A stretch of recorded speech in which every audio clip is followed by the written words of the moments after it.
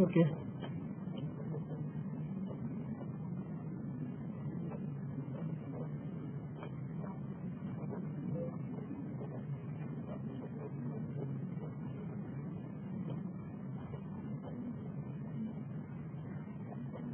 So this part we have seen that we have created a project, we have created the test.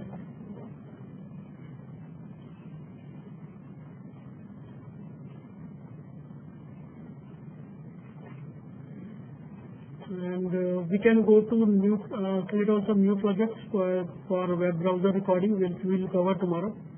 And apart from this, these are the operations which are which I have explained right now, which are present there in the visual.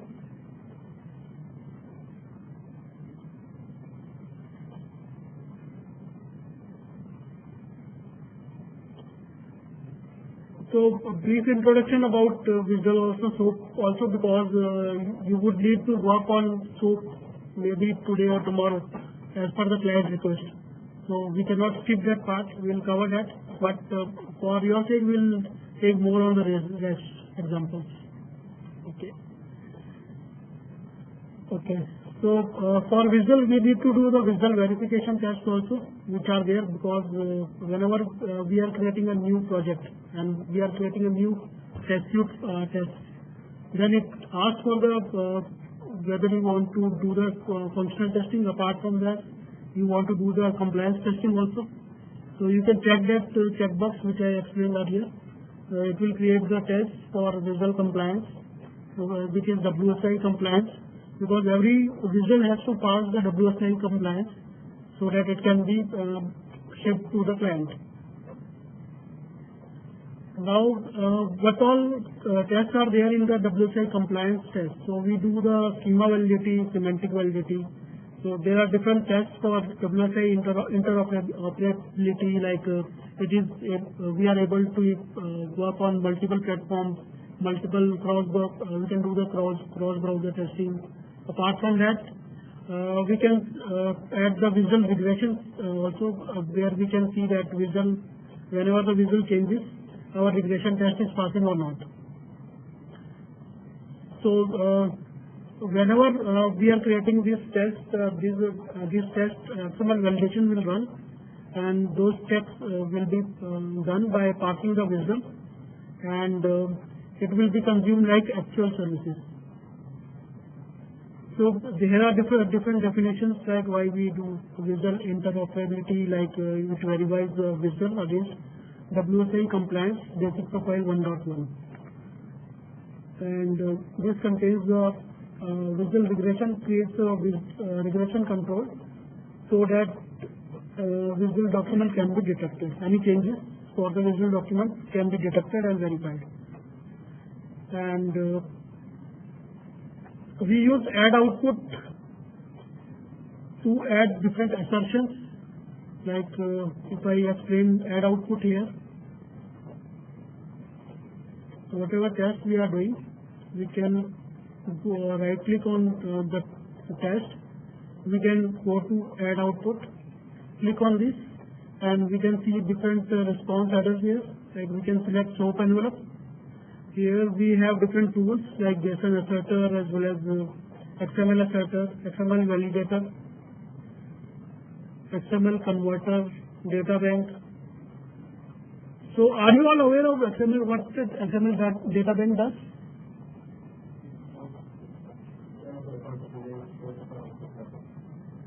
It shows the output, and we can use that output as an input to other tests. And extension tool, are you all aware of extension tool? What we can do with the extension tool? Okay, extension tool is a tool where we can add this extension tool and do the scripting, custom scripting. Say you know different languages, you can select the drop down here.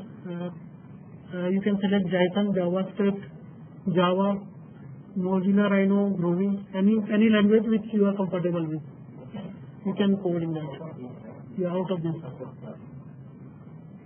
It doesn't support. We can use external root tool for that, and for that we can do the scripting in Perl and create a exe of that. We can call that exe within the Parasource as a test. So good question. We can do that. We can add another output here. Use external tool here.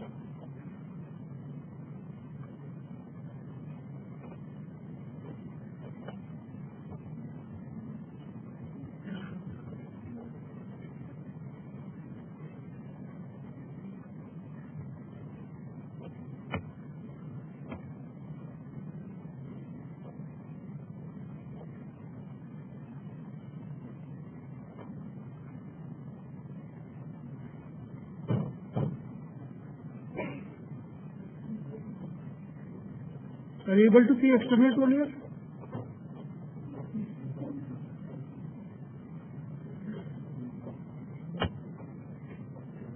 Look, it is there.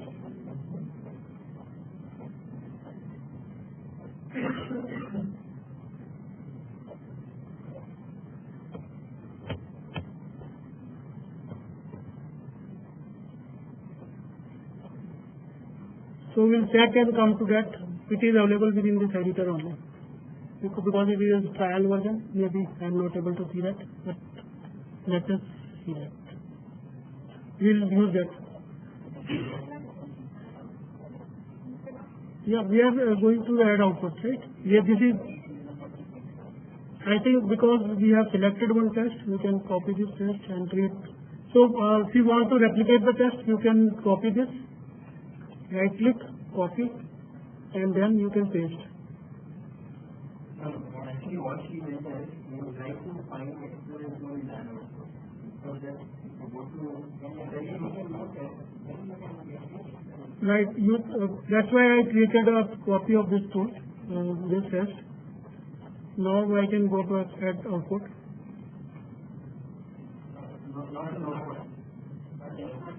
But it is available there in the output also. Where are you saying? Okay. Add new test. Now you say that, okay.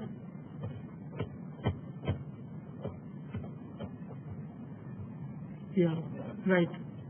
Because it is allowing for the new test. I made a copy of that test and it had already, we had added one output there.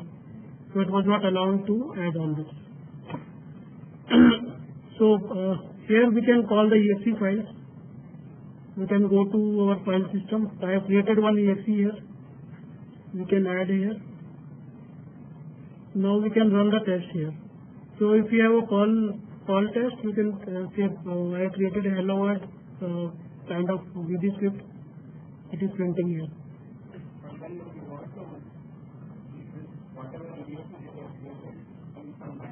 Yes.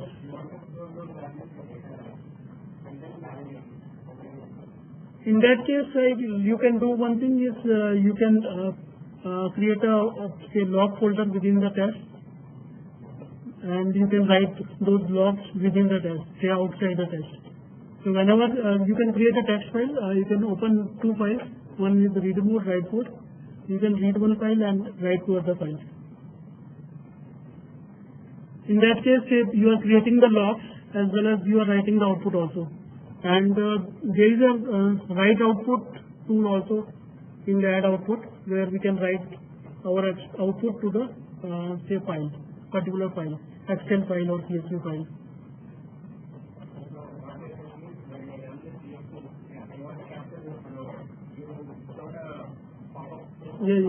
Yes. So that's what I am saying. You can write to file within the script itself. You are creating a script, right? Whenever you are creating the Perl script, there you can write your logic. Because it does not allow to add output to this tool. So it is a beauty of this tool that it provides you, say, you can use any language, say Perl or VB script, which you are comfortable, and you can write the scripting in that. and say you can create a log folder there itself, and you can write all the logs as well as you can write to any file. Okay.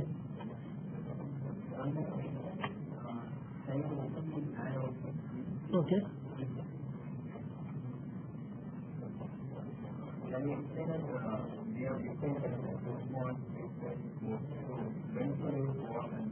Okay. So you are applying to the response. Say whenever you are adding some tests, you say for XML data bank, you have to run the test once for getting the to populate the output, right? So then only you can apply the assertions, right? So that way you can apply the response transport here. You can check this. Say request step whenever you are creating a test, it is not having any dependency.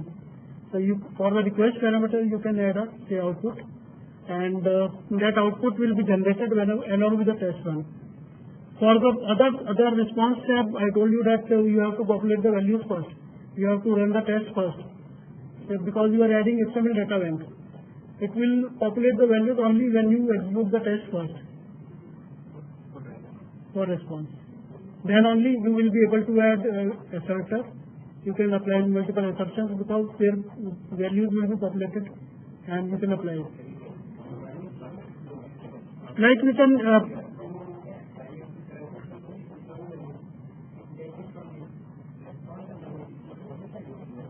we can use XML data bank and see.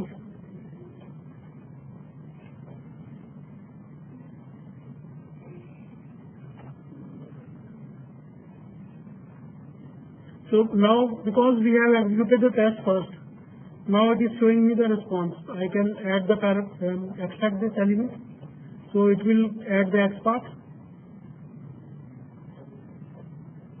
and we can see the column name here. We can change the column name also, and say if you want to write to some column, internal column, while executing the test, you can select writable data source.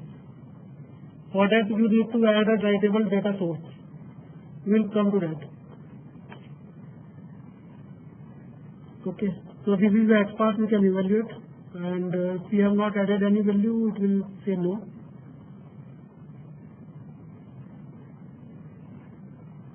Let us run the test first.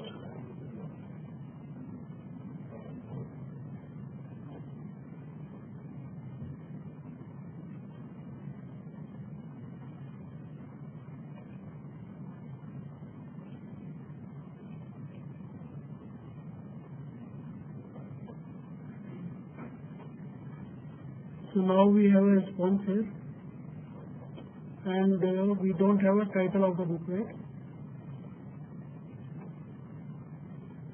We don't have a title.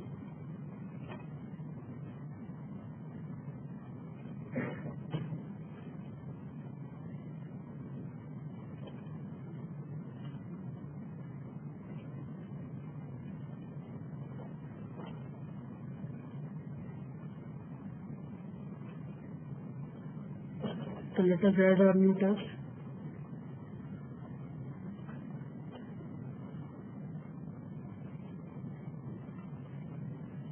Then select any operation, select the user. Okay, I am adding a operation at get item by title. Okay.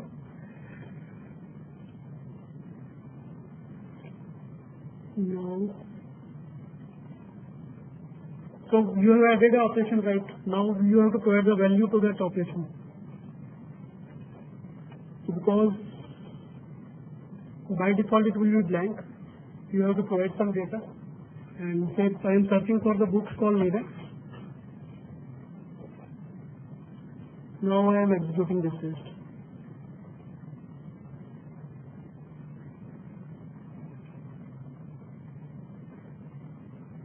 So I can check the response here.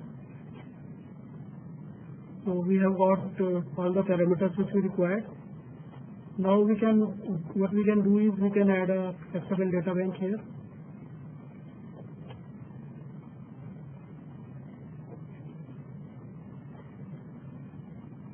say I want to get the title.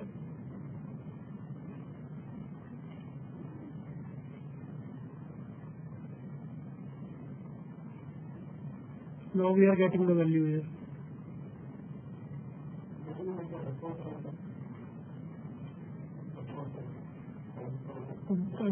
Yeah. Whenever you get the response, you can check the response time here.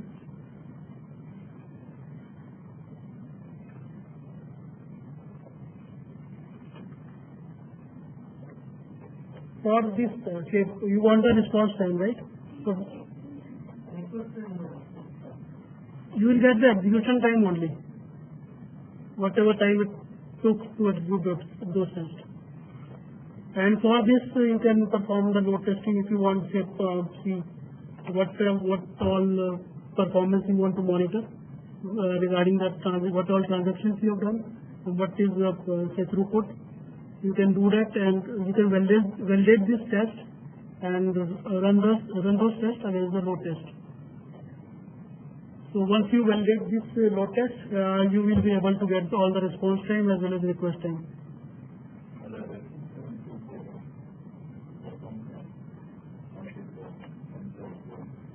So, like you have executed this test, okay? You want to monitor the response time, then you have to use Terrasoft load test.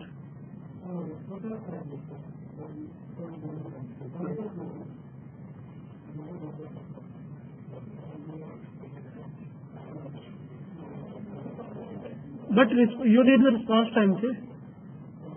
For this, you use Terrasoft load test if you want to monitor the response, and you can apply multiple parameters here.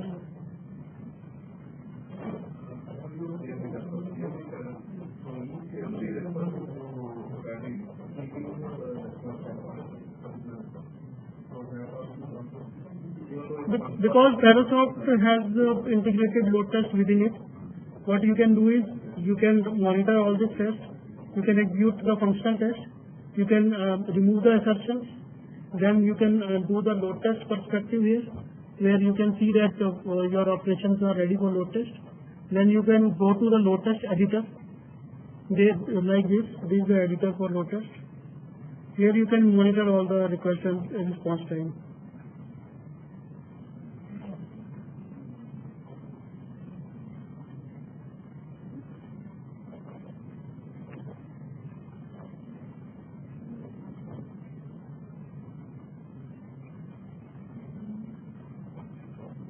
So this is the load test, right? Here you have to import all the tests. Go to this load test editor, import all the tests, and then run your test. It will give you the response time, throughput, whatever you want, performance parameters. No, it is integrated within Terrasoft SOA test. So whenever you install SOA test, it will be there in the editor. It will be there.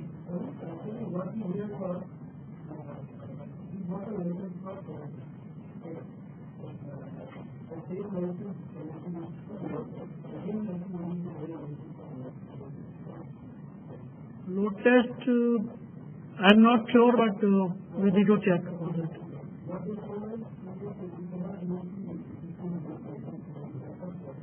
Okay. So because load test depends on how many users you want to test your load, right? For that, for number of users, you need to buy the license. For default, it will provide you up to 100 users, I think. Yeah. So if you have requirements to test with the low number of users, then you can obviously use this license. But if you want to test for 10 lakhs, 1 million users, then you will need to buy separate license for that. Yes. You can use other open source tools like Demeter and other tools. Yes.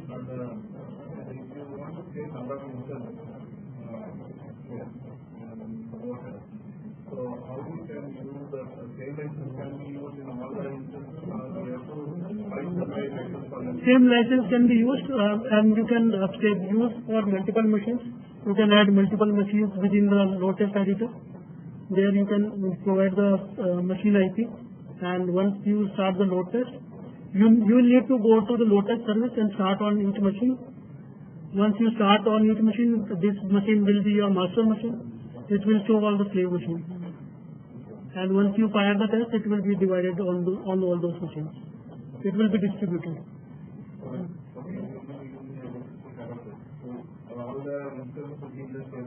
Yes. Network should be same.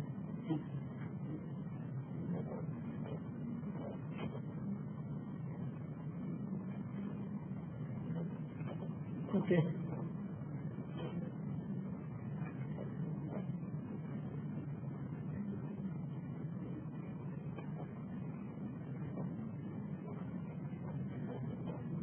We have changed the topic in between, but because we have a separate session for XML data bank, how we'll use different data sources, and how we'll work on different visual as well as SOAP requests. So we'll cover that.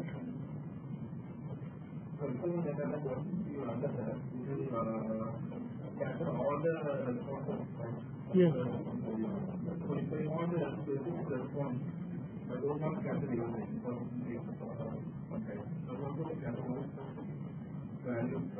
Yeah, you can use XML transformer for that, and say you can use canonize. There is an option for that. You can use that, and then you can monitor only that specific response.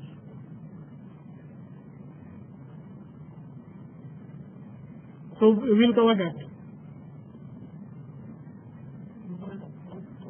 Unit breaks.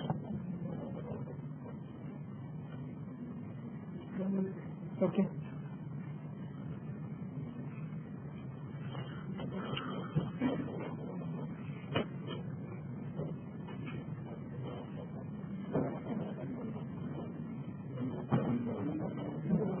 Yeah, sure.